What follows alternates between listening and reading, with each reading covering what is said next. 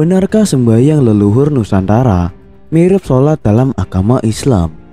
Pernahkah dalam pikiran kita terlintas mengapa mayoritas penduduk Nusantara memeluk agama Islam?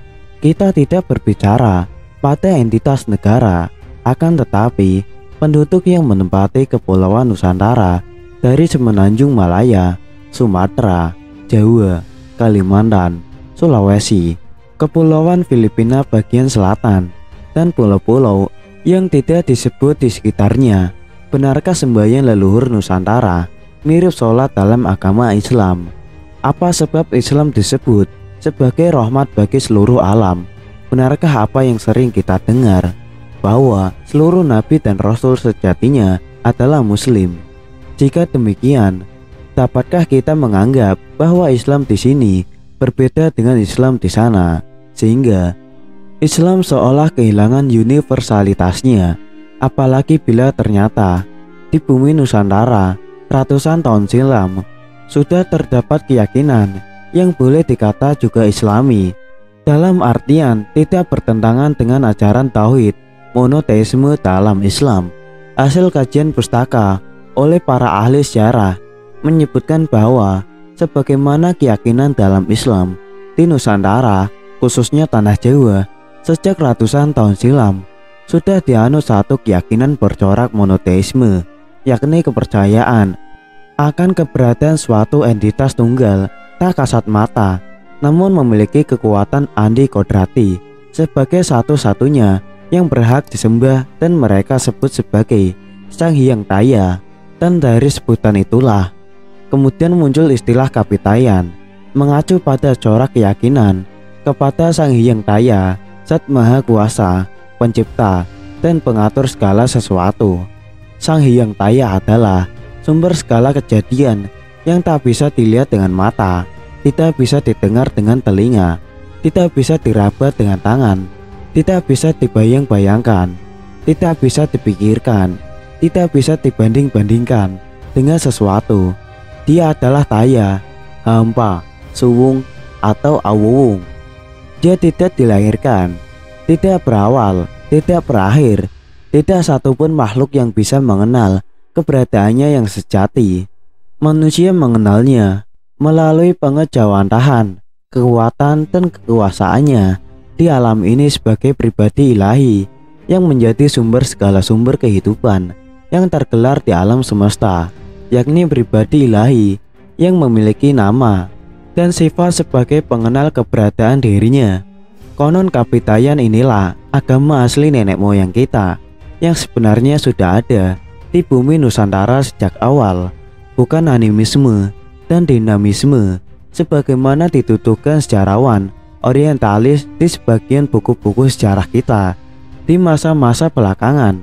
Mungkin perlu diketahui bahwa konsep Hyang sebenarnya adalah konsep asli dari sistem kepercayaan masyarakat Nusantara, khususnya di tanah Jawa, bukan konsep ajaran Hindu atau Buddha dari India sebagaimana yang selama ini sering dipahami banyak orang.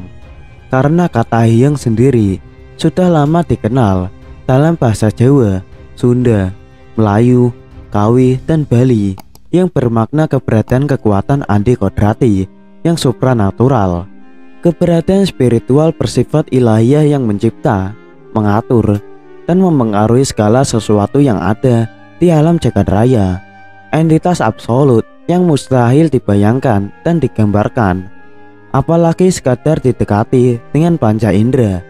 Maka karena sifatnya yang demikianlah, orang Jawa pun mendefinisikan Sang Hyang Taya yang berarti hamba atau kosong, tapi bukan berarti tak ada.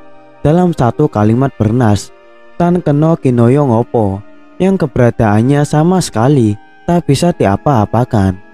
Begitulah cara orang Jawa bertauhid, mengakui dan meyakini bahwa Tuhan itu Maha Esa pada masa itu. Itulah akidah orang Jawa sebelum apa yang kita sebut sebagai agama Samawi diperkenalkan kepada mereka ratusan tahun setelahnya, menganalogikan dengan pemahaman keberadaan kita di zaman sekarang. Lalu bagaimana akidah itu mereka terjemahkan ke dalam syariah Islam? Apakah mereka punya semacam kitab suci berisi tuntunan perilaku dan beragam tata cara ritual atau prosesi ibadah. Bukankah orang Jawa juga dikenal berpemahaman bahwa keyakinan yang dianut tak patut hanya berhenti pada keyakinan, apalagi bahan perdebatan semata, melainkan harus mengejawantahkan dalam tingkah laku dalam kehidupan keseharian mereka.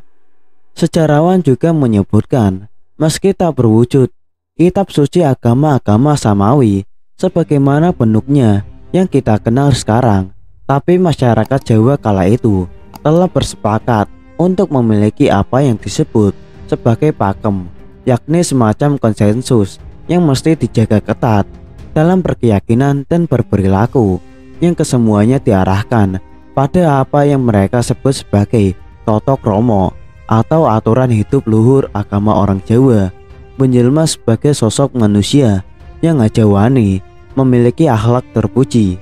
Tata krama dengan pakem yang terjaga ketat itulah yang dapat dianggap sebagai kitab suci keyakinan Kapitayan, yang juga mengatur muamalah orang Jawa dalam bermasyarakat, bukan saja dalam melaksanakan sejumlah laku atau ibadah yang bertumbuh pada prinsip keseimbangan kosmos sesuai dengan tingkat pemahaman mereka. Maka dari itu, keyakinan dalam Islam dikenal beragam tingkatan ibadah seperti syariat, thariqat, hakikat, dan makrifat. Maka di kalangan Kapitayan pun sudah dikenal adanya praktek-praktek laku yang berbeda antara masyarakat awam dan kalangan di atas awam dalam berhubungan dengan Sang Hyang Tunggal yang Maha Gaib. Bagi kalangan awam Kapitayan, karena Sang Hyang Tunggal diyakini bersifat gaib, maka untuk memujanya tentu dibutuhkan berbagai sarana yang bisa terindra alias terjangkau alam pikiran manusia. Itu sebabnya kalangan ini berkeyakinan bahwa kekuatan gaib dari pribadi tunggal Sang Hyang Daya sejatinya mempribadi dalam nama dan sifat yang disebut TU atau TO, yang bermakna daya gaib yang bersifat adi kodrati. Dengan pemahaman itulah mereka juga yakin bahwa TU atau TO itu tersembunyi di dalam segala sesuatu yang memiliki nama TU atau TO. Karena itu, tak heran bila pengikut ajaran Kapitayan meyakini adanya kekuatan gaib pada benda-benda yang namanya mengandung unsur TU atau TO, seperti watu, tugu, tulang, tombak, tunggak, tuluk, turumbuhan, untu, pintu, tudut, topeng, tosan, topong, toparem, towok, toyak, dan sebagainya. Maka dalam melakukan bakti pamujan kepada Sang Hyang Daya, mereka pun biasanya menyediakan sesajen berupa tumpeng, tumbal, tumbu, tukung, dan lain sebagainya, yang kesemuanya dianggap sebagai kekuatan magis. Sementara untuk para ulama Kapitayan yang tingkatan pemahamannya berada jauh di atas pemahaman kalangan awam, sudah memiliki tata cara tersendiri dalam menyembah langsung atau sembahyang. Dari kata sembah ihyang kepada Sang Hyang Daya di sebuah tempat ibadah yang disebut sanggar, mirip juga dengan sebutan langgar atau surau di kampung-kampung. Penyembahan ini dilakukan dengan gerakan-gerakan tertentu yang urutan-urutannya juga sangat mirip dengan tata cara sholat kita di zaman sekarang. Pertama, seperti takbiratul ihram sambil menghadap tutuk atau lubang di dinding sebagai lambang kehambaan, mirip pengimaman masjid atau musola sekarang. Ulama Kapitayan melakukan tulajik, berdiri tegak sambil mengangkat kedua tangan dengan maksud menghadirkan Sang Hyang Daya di dalam tudut atau hati. Setelah dirasa Sang Hyang Daya sudah bersemayam di hati, langkah selanjutnya adalah tangan diturunkan. Setelah tulajik dirasa cukup, gerakan dilanjutkan ke posisi tubuh tungkul, membungkuk dengan wajah menghadap ke tanah, persis seperti posisi ruku dalam sholat. Setelah itu, gerakan dilanjutkan lagi ke posisi tulumpak, duduk bersimpuh dengan kedua tumit diduduki, mirip duduk iftisari, sampai kemudian beranjak ke posisi terakhir yang disebut tondem, bersujud. dengan menempelkan dahi di atas tanah. Sampai di sini muncul pertanyaan, mengapa tata cara ibadah Kapitayan ini sangat mirip, kalau tak boleh disebut persis, dengan tata cara sholat kita dalam Islam? Benarkah nenek moyang kaum pribumi Nusantara lama merupakan anak keturunan Nabi Sis dan Nabi Nuh alaihissalam, sebagaimana dinyatakan sebagian kalangan peneliti sejarah? Dapatkah hal ini dianggap sebagai bukti pendukung dan jawaban atas pertanyaan di awal video ini, bahwa seluruh nabi dan rasul, tak terkecuali Nabi Sis dan Nabi Nuh, sejatinya adalah muslim? Dan ternyata semua keterangan tersebut sejalan dengan fakta yang ada saat ini, bahwa mayoritas penduduk rumpun Melayu atau Nusantara memeluk Islam sebagai agama yang mereka yakini, karena antara kepercayaan lama nenek moyang mereka dan Islam sangat memiliki kemiripan, terutama dalam hal ketuhanan. Dari keadaan tersebut tentulah membuat Islam mudah diterima oleh penduduk Nusantara karena mempunyai konsep yang mirip. Semoga bermanfaat.